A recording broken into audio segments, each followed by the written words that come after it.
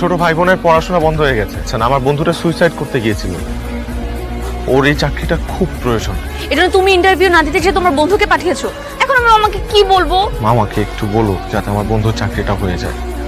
তুমি না, তোমার এই চাকরিটা হলে না আমি তোমাকে আমার বাবার সাথে দেখা করাতে পারতাম। এখন সবকিছু উল্টাপাল্টা হয়ে গেল। বুঝছিস না তোমাকে কতটা ভালোবাসি, কতটা কেয়ার করি। আমি নিজে গিয়ে আঙ্কেলের সাথে দেখা করবো, তাকে বুঝিয়ে বলবো। আমি কথা দিচ্ছি তোমাকে, ভালো তো আমিও তোমাকে বাসি। রঞ্জু, সবুজ, দোস্ত আমি চাকরিটা পাই গেছি দোস্ত। তোর জন্য আমি চাকরিটা পাইছি। তোর যে কি বলে আমি ধন্যবাদ দেবো দোস্ত। তুই না থাকলে আমি ভাইসা যাইতাম, ধ্বংস হয়ে যাইতাম দোস্ত। তুই কি মানুষ নাকি ফেরেশতা বলতো? আমি বন্ধু, আমি তোর বন্ধু। দেখবা ড্যাড তোমাকে খুব পছন্দ। আসসালামু আলাইকুম। ওয়ালাইকুম আসসালাম। ড্যাড ও হচ্ছে রঞ্জু, যার কথা হ্যাঁ। বলছিলাম।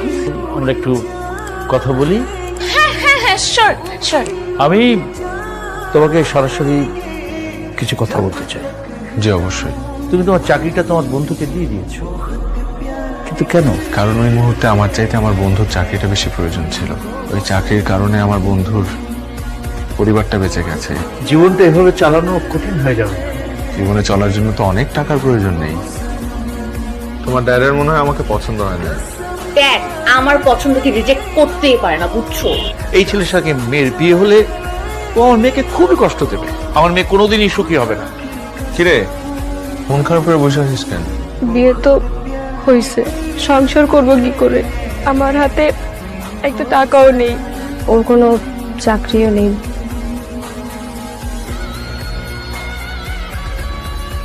এই ঘড়িটা রাখ। এই ঘড়িটার দাম প্রায় 5 লাখ টাকার মতো। এইটা বিক্রি করে তোরা সংসারটা সাজায় নিস। নে ধর। আমি নিতে পারব না ভাইয়া। এটা তোদের বিয়ের গিফট হিসাবে দিলাম। আমি তো ভাই হিসাবে তোদের বিয়েতে কিছু দিলাম না। এটা রাখ। ধর এটা তুই। তোমার এই উপকার আমি কোনোদিনই শোধ করতে পারব না ভাইয়া।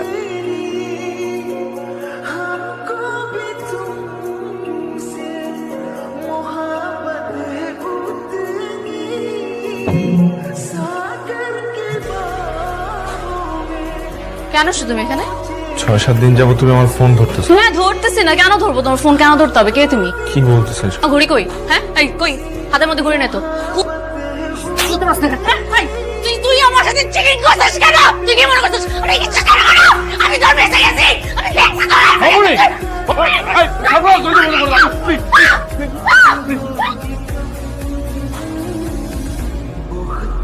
জবা, ভাইয়া আসো আসো, ভিতরে আসো। তোরে যে আমি একটা ঘড়ি দিছিলাম, ওই ঘড়িটা কই? ওই ঘড়িটা তো